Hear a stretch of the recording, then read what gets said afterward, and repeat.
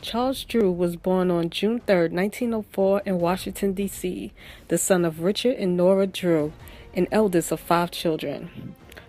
He saved a man by giving him a blood transfusion and has studied under Dr. John Beatty, an instructor of anatomy who was intensely interested in blood transfusions. Now at Columbia, he wrote a dissertation on banked blood in which he described a technique he developed for long-term preservation of blood plasma. Prior to his discovery, blood could not be stored for more than 2 days because of the rapid breakdown of red blood cells. Drew had discovered that by separating the plasma, which is the liquid part of the blood, from the whole blood, in which the red blood cells exist, and then refrigerating them separately, they could be combined up to a week later for a blood transfusion. He also discovered that while everyone has a certain type of blood, A, B, AB, or O, and thus are prevented from receiving a full blood transfusion from someone with different blood, everyone has the same type of plasma.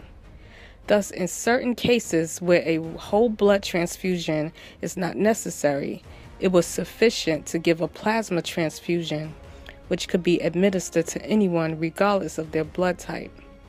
He convinced Columbia University to establish a blood bank and soon was asked to go to England to help set up that country's first blood bank.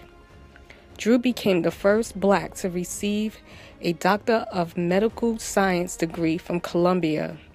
It was now gaining a reputation worldwide. On September 29, 1939, Charles married Lenore Robbins, with whom he would have 4 children. Charles Drew died on April 1, 1950, when the automobile he was driving went out of control and turned over. Drew suffered extensive massive injuries, but contrary to popular legend, was not denied a blood transfusion by an all-white hospital. He indeed received a transfusion, but was beyond the help of the experienced physicians attending to him. His family later wrote letters to those physicians thanking them for the care they provided.